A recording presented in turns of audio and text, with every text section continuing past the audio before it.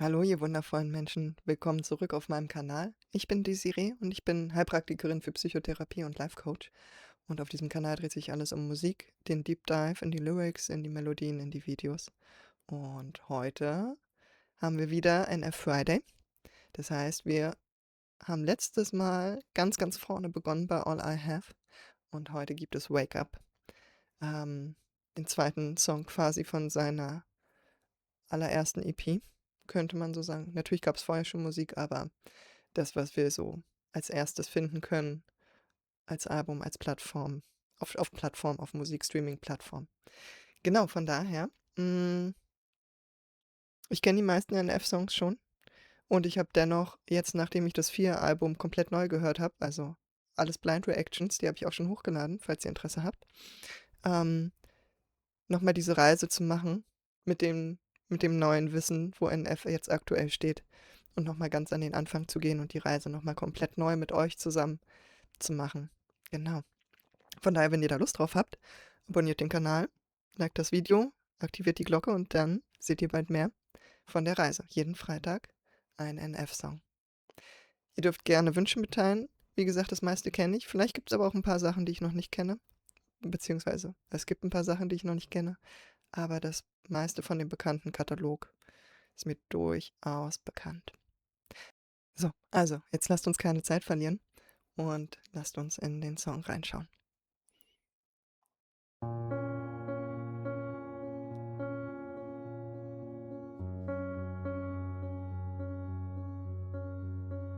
You spend your life in a dream that you can't escape. 'Cause you live your life in a coma, you never awake. If you'd open your eyes, then maybe you'd see what's at stake. You're sleeping. You're sleeping. Lasst uns das schon mal ein bisschen genauer angucken. Wir sehen 2 Menschen im Video, einer auf der Couch und eine Frau. Ich glaube, sie sitzt am Tisch, trinkt Kaffee. Und beide haben diesen starren, leeren Blick. Und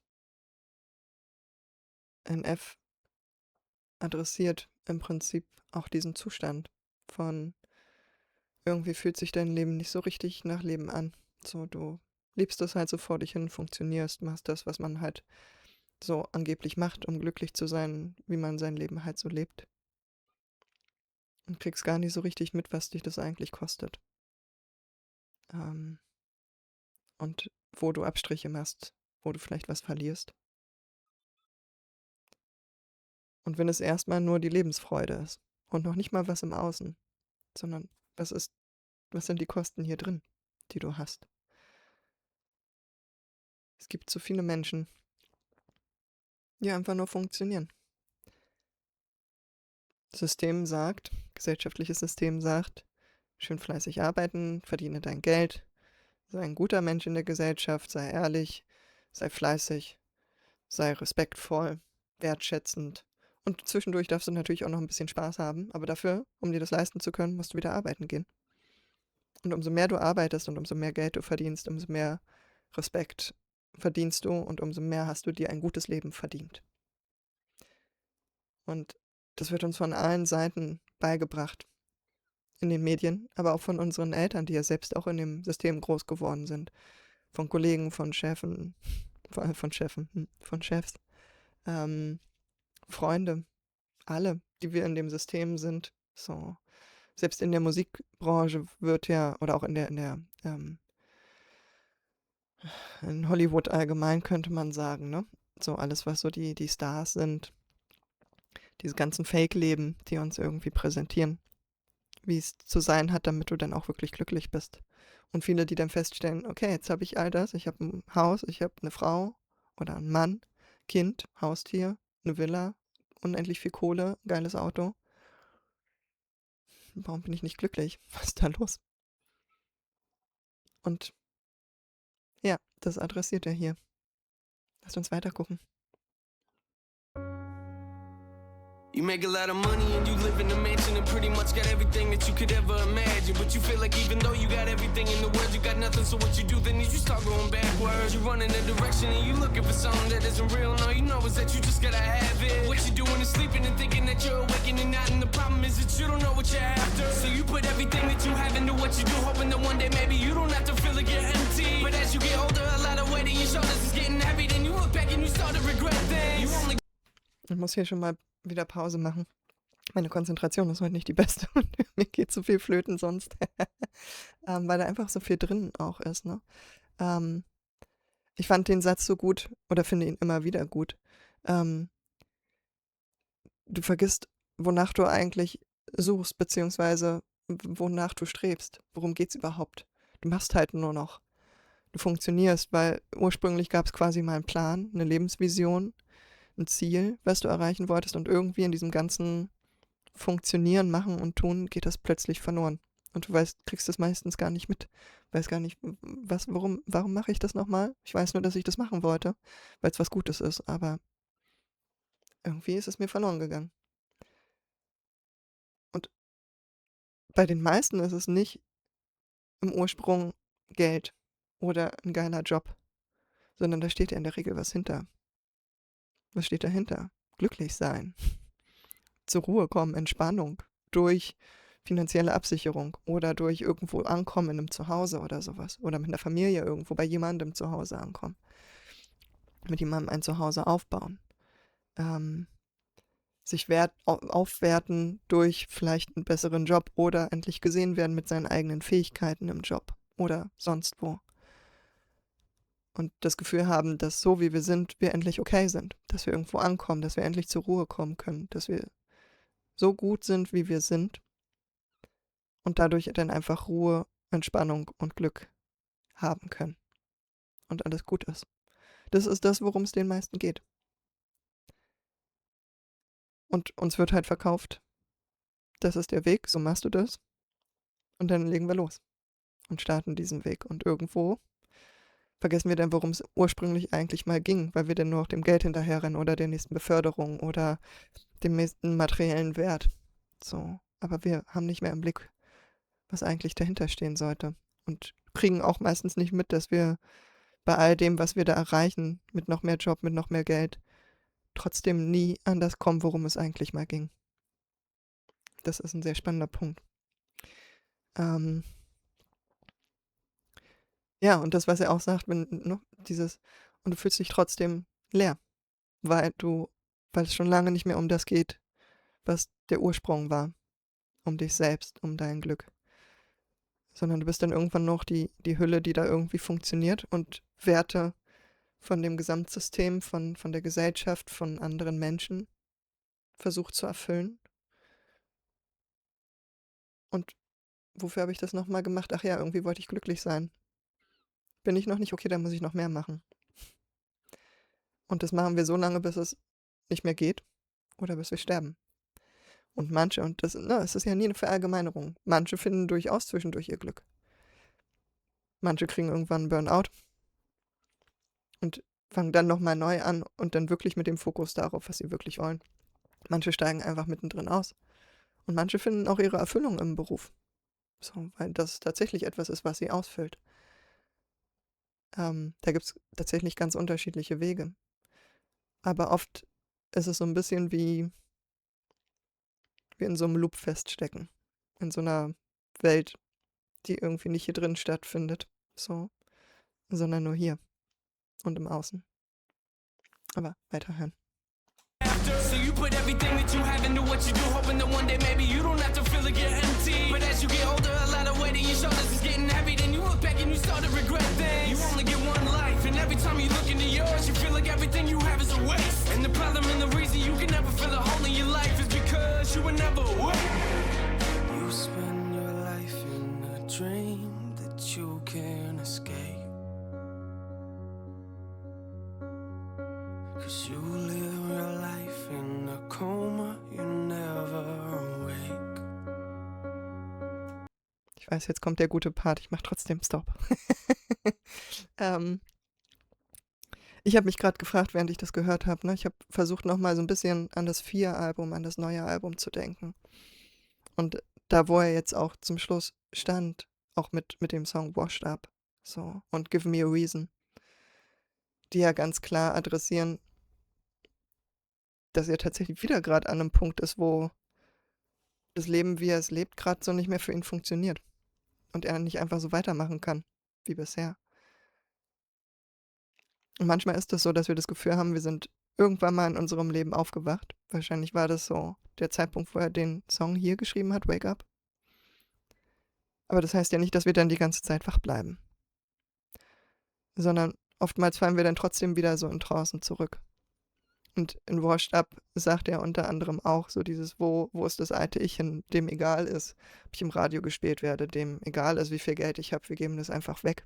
So, ich muss das nicht sparen, ähm, oder für uns einsetzen. So, wo ist derjenige, der sagt: „Ich mache meinen eigenen Kram und nur das, was real ist“, so.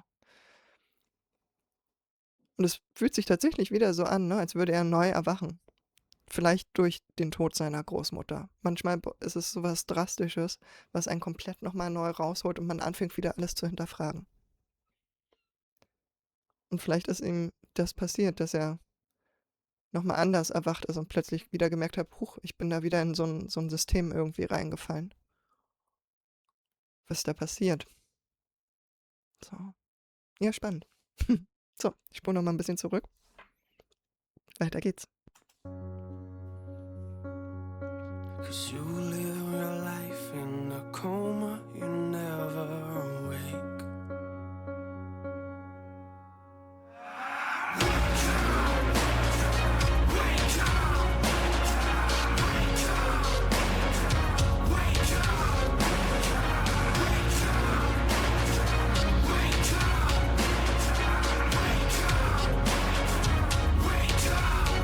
You wake up in the morning but feel like you never got up and go to work and you feeling like you ain't got a purpose. And you trying to get motivated but everything you do turns into a mess like you ain't nothing but worthless. And yo, you look around, a lot of these other people you looking at, to you describe as perfect. So you point a finger at God and tell him to do his job and fix your life up cause nothing is working. And you Hier, lasst uns mal aufhören, weil ich mag an diesem Punkt besonders gern, wie die Visuals mit den Lyrics, zusammenpassen.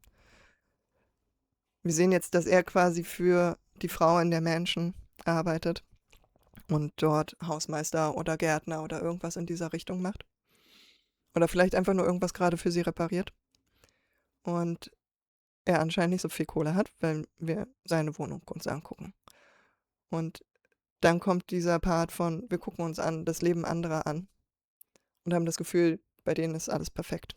Bei denen ist alles richtig, richtig gut. Und wir sehen, wie er sie anguckt, ne, und das Haus anguckt, die Mansion, in der sie lebt. Aber vor ein paar Sekunden haben wir noch gesehen, wie sie völlig verzweifelt alles zerstört hat, weil sie festgestellt hat, dass sie über die Karriere, über das, was sie erreicht hat, was ihr die letzten Jahre wichtig war, ihre Familie verloren hat, ihren Sohn und ihren Mann, die gegangen sind. Und für sie ist ihr Leben alles andere als perfekt. Sie ist auch gerade aufgewacht. Und er sitzt draußen, sieht halt nur das Haus und die gut gekleidete Frau, die Geld hat und so, einen guten Job hat. Das, was er sich wahrscheinlich gerade in diesem Moment wünscht und glaubt zu brauchen. Weil wir wünschen uns ja immer das, was wir nicht haben und glauben, das zu brauchen, um glücklich zu sein.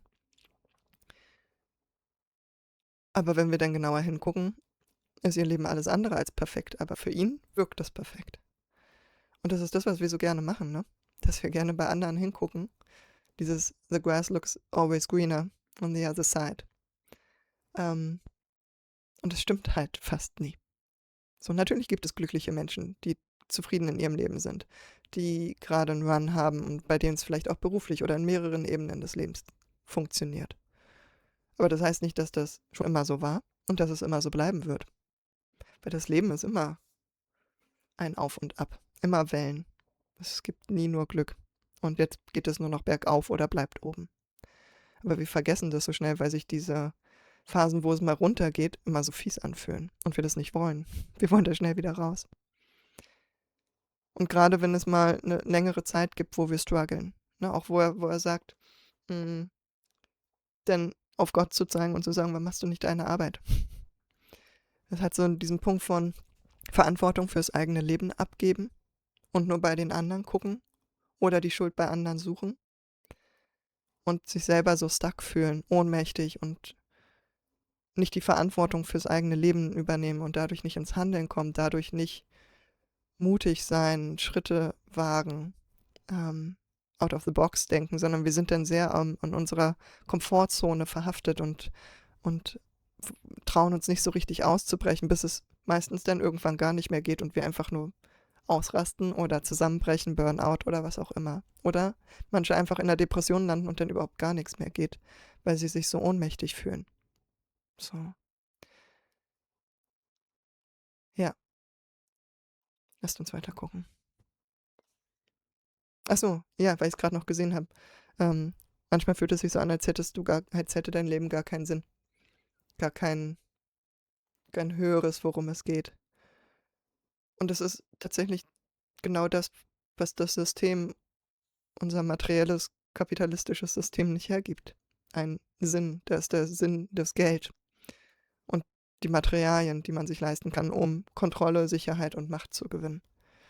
Und wenn du Kontrolle, Sicherheit und Macht hast, dann kannst du endlich zur Ruhe kommen, dann hast du es geschafft.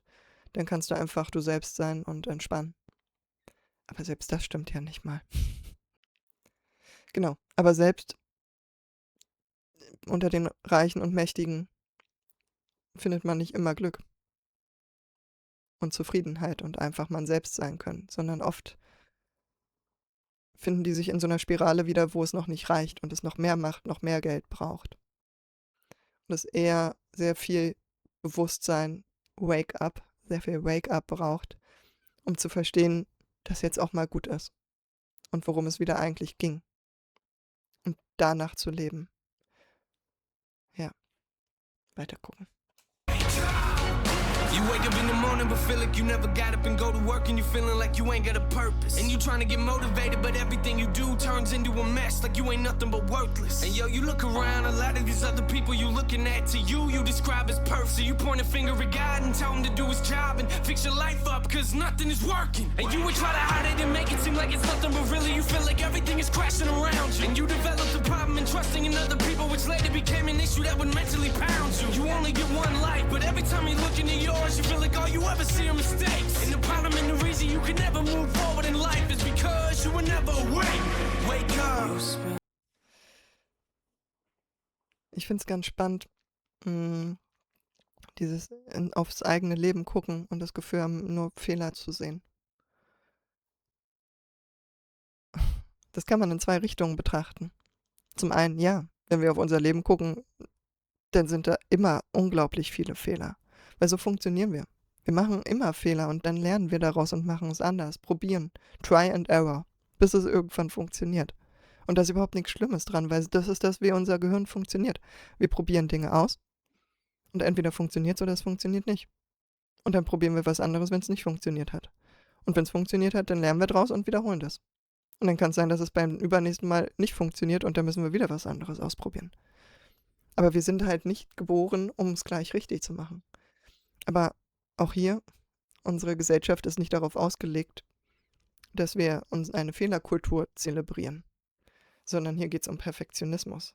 Am besten bist du gerade 18 geworden, hast schon dein Masterstudium abgeschlossen und 6 Jahre Berufserfahrung mitgebracht. So, alles andere ist nicht qualifiziert genug. Und selbst wenn du das geschafft hast, dann bist du hier in Deutschland wahrscheinlich sowieso überqualifiziert für den Job und kriegst trotzdem keinen. Wie auch immer. Du kannst es nicht richtig machen. Du wirst immer Fehler haben und da ist überhaupt nichts Schlimmes dran. Aber so wie wir miteinander leben, ich meine, wir wachsen ja schon damit auf, dass so wie wir auf die Welt kommen, wir noch nicht perfekt sind. Es braucht noch etwas, um wirklich liebenswert zu sein. Und wenn es nur ist, mal wieder ein bisschen still zu sitzen am Essenstisch, weil man zu unruhig ist und andere stresst. Oder weil man zu viel ist mit seiner Freude. Oder weil man nicht gut genug ist beim Lernen und nicht so gut ist wie andere und nicht die Einsen hat. Weil man zu wild ist, weil man die Kleidung beim Spielen beschmutzt hat. Weil man nicht genug gegessen hat, weil man zu viel gegessen hat. Was auch immer, such dir was aus. Es ist nicht richtig. Wir haben immer Vorstellungen davon, was richtig ist und wie man es zu machen hat, damit es gut ist. damit man liebenswert ist, damit man genug angepasst ist, damit man dazugehört, damit man ein guter Mensch ist und kein schlechter Mensch ist. Und alles, was nur in irgendeine andere Richtung spielen könnte, muss sofort geglättet werden, verändert werden, unterdrückt werden. So. Und dann kommen wir irgendwann dahin, dass wir irgendein Leben versuchen zu leben, was nicht mehr viel mit dem hier drin zu tun hat. Und dann haben wir das Gefühl, wir sind eigentlich ein ständiger Fehler. Mindestens entweder mit dem, wenn wir so ein bisschen out of the box denken und uns Gedanken erlauben, die wir nie aussprechen würden. Oder wenn wir ein Leben führen, wo andere sagen, na, du hast es aber noch nicht geschafft. Oder wie sieht denn deine Bude aus? Oder was auch immer. Und dann fühlen wir uns als Fehler und wir haben das Gefühl, dass wir nur noch Fehler bauen, weil wir haben ja immer noch nicht das erreicht, was man in unserem Alter erreichen sollte oder so. Auch da, ne? Wenn du so und so alt bist, müsstest du mindestens das und das schon gemacht haben. Das heißt, es ist sehr frustrierend und es ist sehr, dadurch, dass wir es nicht richtig machen können, fühlt sich das oft sehr ohnmächtig an. Wir sind dem so ein bisschen hilflos gegenüber, vom Gefühl her manchmal. Und entweder kommen wir dann in so ein richtiges Machen, Machen, Machen, Machen, um da rauszukommen aus diesem Ohnmachtsgefühl. Oder wir lenken uns ab, ne? Trinken ein bisschen was, haben ganz viel Spaß mit Leuten. Dann wird es schon, das ist doch das gute Leben. So. Aber wir überprüfen viel zu selten, ist mein Herz wirklich dabei? Ist meine Leidenschaft, meine Lebensfreude dabei? Ja, weiter geht's. You can never move forward in life is because you will never wake up. You spend your life in a dream that you can't escape. 'Cause you live your life in a coma, you never awake. Nochmal ganz kurz, weil ich die Szene gerade mit dem Auto gesehen habe. Ach Gott, wir kennen das, glaube ich, alle, ne? Also dieser Moment, wenn du schon keine Kohle hast, wenn gerade alles irgendwie nicht läuft, vielleicht gerade, weiß ich nicht, Job verloren oder Beziehung kaputt gegangen oder gestritten mit besten Freund oder was auch immer. Oder du hattest gerade irgendwie dir was geleistet oder irgendeine Ausgabe oder was auch immer. Oder es ist gerade ein knapper Monat und zack, geht irgendwas noch kaputt, was richtig schön Kohle kostet. Und dann diese Verzweiflung, diese Wut, diese Frustration, dieses, ich drehe jetzt einmal komplett am Rad. Ich Breakdown. So. Geht nicht mehr, kann nicht mehr. Ja. 'Cause you live your life in a coma, you never awake.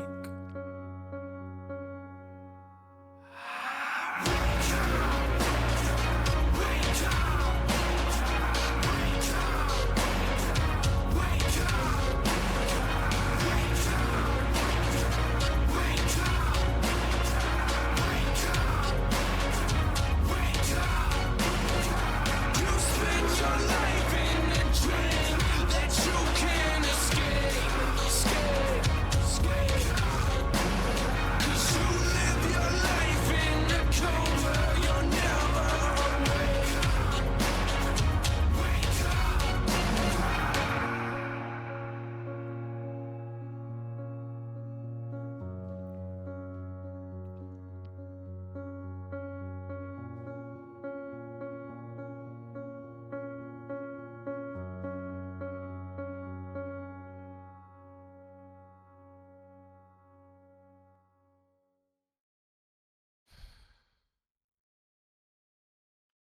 Ja. Es kann uns passieren, dass wir unser Leben lang so weitermachen und irgendwann, wenn wir dann ganz alt sind und nicht mehr so können, nicht mehr einfach in dem System weiter funktionieren können, weil wir zu alt sind, zu krank sind, geistig vielleicht nicht mehr ganz da sind. Hm, spätestens dann ist so der Moment so, shit, was habe ich mit meinem Leben gemacht? Wo bin ich hier eigentlich? Bin ich glücklich? Was brauche ich, um wirklich glücklich zu sein? So. Ja. Und ich habe gedacht, so, ne, man kann diese Verzweiflung, diesen Verzweiflungsschrei, diese von ganz tief unten, boah, ich kenne ihn so gut. So diesen, auch, ne, dieses Schreien von innen, nicht mal unbedingt nach außen. So, ja, manchmal hilft es auch, in so ein Kissen reinzuschreien. Aber auch dieser innere Schrei, so, der so unglaublich laut und unglaublich intensiv ist. wo man das Gefühl hat, jetzt drehe ich einmal durch. Und das ist gut, weil das ist ein Weckruf. Diese Wut, die auf Ohnmacht und Verzweiflung und Traurigkeit folgt, ist immer eine Energie, die was damit zu tun hat, dass uns Energie bereitgestellt wird, etwas zu verändern. Die uns die Möglichkeit gibt, jetzt wirklich hinzugucken und zu sagen, und das will ich nicht mehr, aber was will ich denn stattdessen? Weil es ist so einfach zu sagen, ich weiß, was ich nicht mehr will. Aber wirklich mal zu gucken, was will ich stattdessen? Worum geht es mir wirklich? Was sind eigentlich meine Werte? Was ist das, was ich im Leben leben möchte? Wo möchte ich hin? Ist es wirklich Reichtum? Wofür brauche ich Reichtum? Wofür brauche ich eine geile Karre? Wofür brauche ich ein großes Zuhause? Ein gutes Haus? Was gibt mir das? Was verknüpfe ich damit für Werte? Was will ich damit leben? Und ganz oft geht es darum, ja, glücklich sein, um Sicherheit, um zur Ruhe kommen, Entspannung und einfach nur zu sein, ich sein zu können, glücklich sein zu können, endlich. Das zu machen, worauf ich wirklich Lust habe. So. Ne, auch das, wir ackern und machen und tun, damit wir dann irgendwann das leben können, was wir wirklich leben wollen. Wie viele Jahre will man das machen? Ja, von daher ein ganz, ganz wundervoller Song, der immer wieder rüttelt und uns erinnert. Ja, wenn euch das Video gefallen hat, dann abonniert den Kanal, aktiviert die Glocke, jeden Freitag NF-Video und checkt auch gern den Rest meines Kanals aus. Es gibt noch ein paar andere Sachen. Geht gern auf den Kanal von NF, supportet the original content. Und ja, dann sehen wir uns hoffentlich bald wieder zum nächsten Video. Also, bis dann.